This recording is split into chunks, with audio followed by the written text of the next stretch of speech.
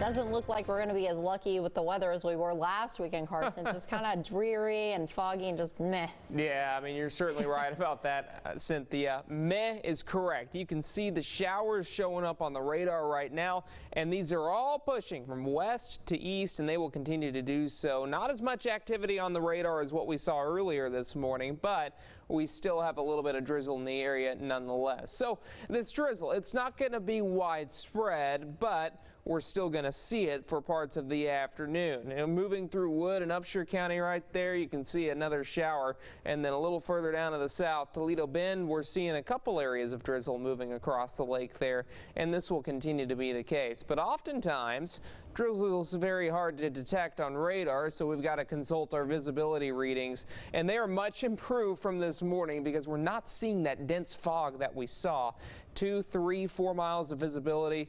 Visibility is full in Gilmer and in Jefferson and Palestine, so we've made some improvements, and I don't think we're going to be perfect today. Roads are going to be wet. You need to be careful if you are driving on the roads, and you need to be careful with that patchy drizzle as well. And the reason why this is happening, I give you satellite and radar right here. We've got a front that is starting to sag off to the south, and all that energy that we've seen over the last couple of days, it's finally starting to make its way out of the area, but this is going to be short-lived. The good news is we're seeing a break in the rain today and tomorrow, but as we go into Sunday, that begins to change. Clouds through 6 o'clock. We're not exempt from the cloud cover by any stretch, so if you are heading out tomorrow, I think you're going to be okay.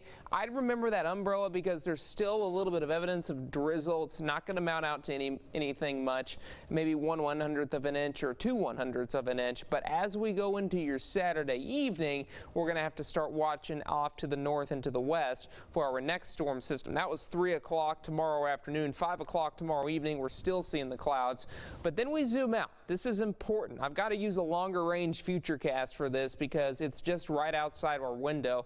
Cold front off to the north, that runs into some of this warm, moist air, and as a result, the cold air and the warm air, as we often say, they don't mix very well, so we get that rain to form, and that will be pushing across the area as we go into your Monday morning. This is 8 o'clock in the morning. Notice the front moves through, and we're just about done with that rain.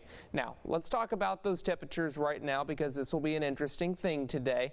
40s and 50s. I think most of us stay in the 50s with deep East Texas in the 60s, but as we take you through the next 7 days, it looks a little scary, but we're done with the rain for the most part. By Tuesday, there's a little pimple on Wednesday where we might see enough lift to get some of those rain showers, but again, we're dry Thursday nonetheless. Deep East Texas rain through Monday, but we do clear out on Tuesday. Cynthia?